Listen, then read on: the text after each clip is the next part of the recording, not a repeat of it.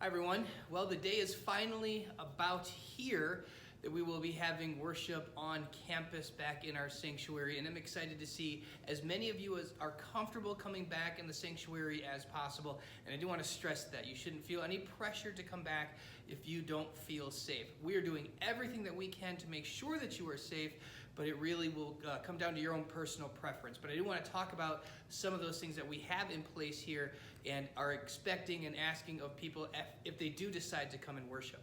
First, the masks in the narthex area where I'm standing right now are strongly encouraged. And if you end up coming here to church, you forgot your mask, we will have plenty of them for you. So don't turn around and go back and get your mask. We will have some here available for you as well. We do encourage you also to just practice social distancing. I know you're going to be seeing people you've wanted to see for a long time, but we're asking to not mill around in the narthex. Say hi to people, have a quick little conversation, but then move on into the sanctuary itself, where in the sanctuary, I understand as much as anybody that worshiping with a mask on is not optimal.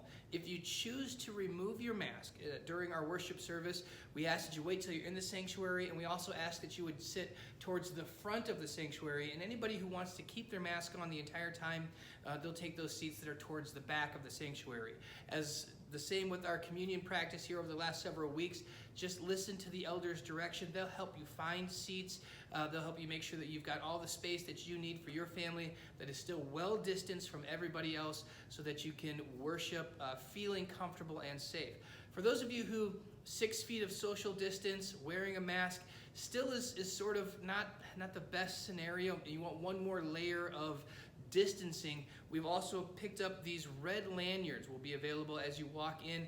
If you want to grab one of these red lanyards and throw it over your head, what that means to everybody else is just stay distant from me. I'm in a category where I can't be exposed whatsoever. So if you see somebody wearing a red lanyard, please keep extra social distance from them. And if you'd like one of these, you can grab one as you walk through the door. Again, we're going to be having an entrance that is the main door and a separate exit, and we ask that you do follow that protocol as well after worship.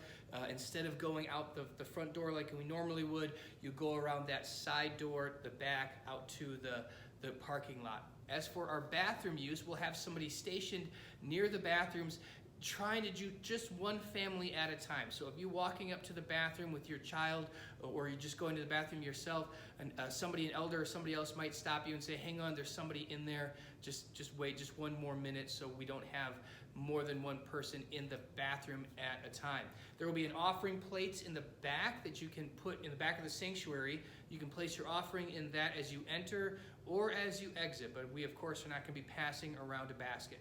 We're not having communion this Sunday, but next Sunday will be a communion Sunday, and we will go over how we're going to do that. We've devised what I think is a very safe and pretty ingenious way to do communion and keep everybody safe as well. I believe those are all of the things I have to share with you at this time. I do hope that you consider coming to worship if you feel comfortable, if you feel safe.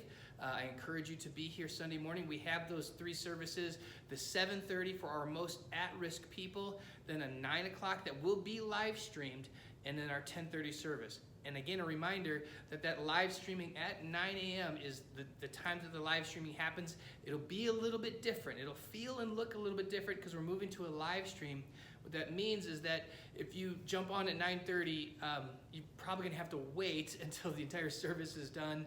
I don't think that you can rewind that. I think you have to just go right there. Also, it might be easier to find our service instead of going to YouTube or somewhere else and linking, or instead of going to Facebook and linking over to YouTube, either go to the YouTube channel or just to our website.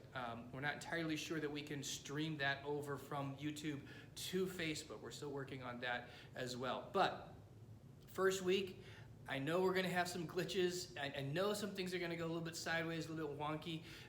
Please give us grace and forgiveness in advance for that. But I promise, just like the services that we have been doing, we will fix those, tune it up, and in a short amount of time, it'll look fantastic online, and we'll make sure and get everything running here in our worship space as well.